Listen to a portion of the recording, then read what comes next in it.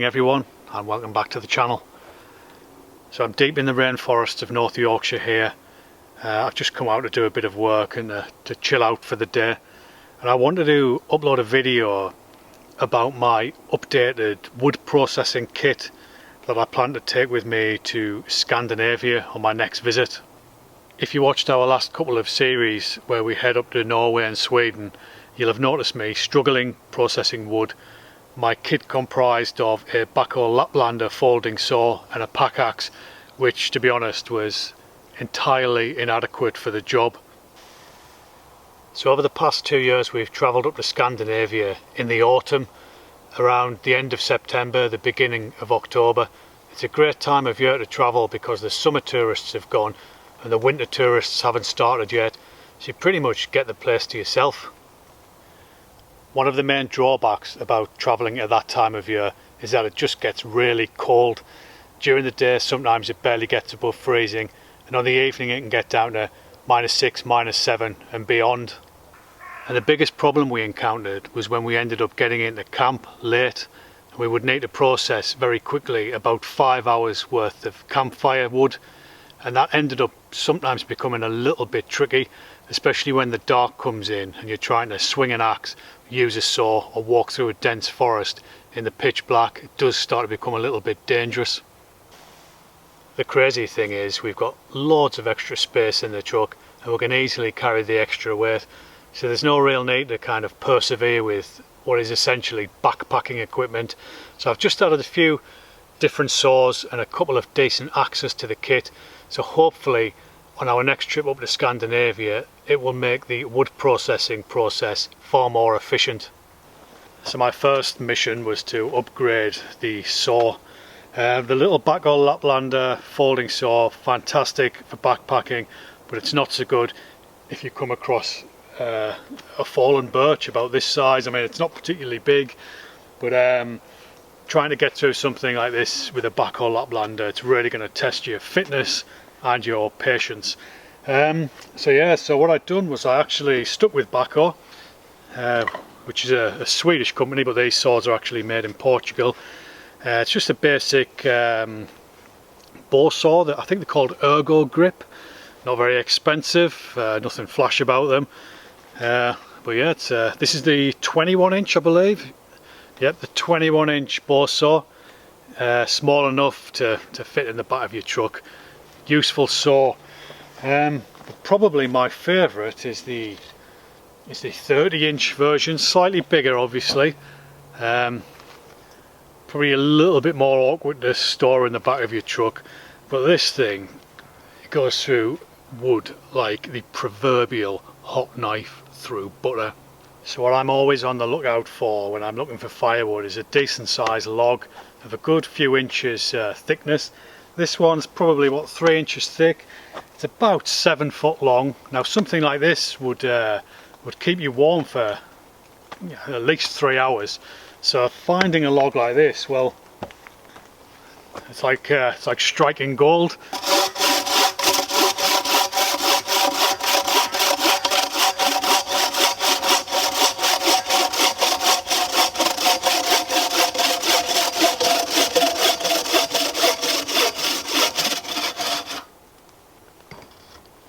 So you can get a decent round off there in what, just a matter of seconds. So it'll probably take me probably around 10 minutes to kind of chop up that log and probably split it as well. So the obvious downside to a bow saw is that it's actually quite high and it's difficult to get into nooks and crannies if you're looking for branches to start your fire. So what I've got for that job is a samurai saw. I've had this a while. I've actually taken it backpacking with me as well. It's fairly lightweight, but it's a pull saw, so it only cuts on the pull, and you can see the size of it. I've been using it a lot to coppice hazel here in the rainforests of Yorkshire, so you can kind of, if you can see that, you can get in easy enough between branches. So another fantastic saw. So I've got 3 saws. We all know 3 is the magic number, so I've also got 3 axes that I'm going to take with me, all from Hulsbrook in Sweden. The first one is the Hulsbrook trekking axe. The second one is the Hulsbrook felling axe.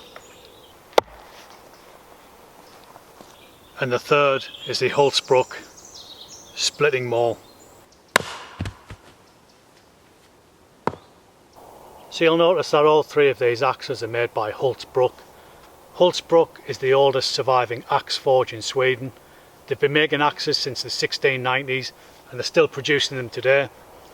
In 1992 the forge was bought by the Hulsbrook group, so when you buy one of these axes you'll see two stamps. One of them is the Hulsbrook stamp, and then underneath you'll see the Hulsbrook stamp. They're fantastic axes, great quality, but they're also really good value. So what we'll do now is have a closer look at each axe. Okay guys, so first up is the little Hulsbrook trekking axe mini 800. I'll put a link below so you can find this exact axe. But I've had this axe now for almost 10 years, and let's be honest, it's not the most attractive axe. It's got a look of the Fred Flintstone about it, but it's a really good little tool. The handle is 38 centimeters long. The overall length is 44.5 centimeters long, so ideal for backpacking. The head is a little heavy at 800 grams, but that's actually one of its strong points. Most people will use an axe like this to split firewood, smaller firewood like kindling, and it works beautifully. The extra bit of weight in the axe head just makes life a little bit easier when it comes to splitting the kindling. But I think the best thing about this axe is that you can still buy it today for under 40 quid. But yeah, highly recommended. This one will be coming up there to Scandinavia in the wood processing kit with me. So next up folks is the Hulsbrook felling axe. Again, another fantastic axe. This is my newest axe. I've had it for approximately 3 months and I've used it to fell medium-sized trees. Again, hand forged in Hulsbrook. It's got an 850 gram head. The handle is 65 centimeters long, so it's a relatively light head but a good long handle, so it makes felling an easy task. It doesn't come with a sheath unfortunately, but it comes razor sharp. Now one thing I did do with the axe handle is it was a bit rough, so I sanded it down and I put 2 or 3 coats of boiled linseed oil on, and it's come up lovely.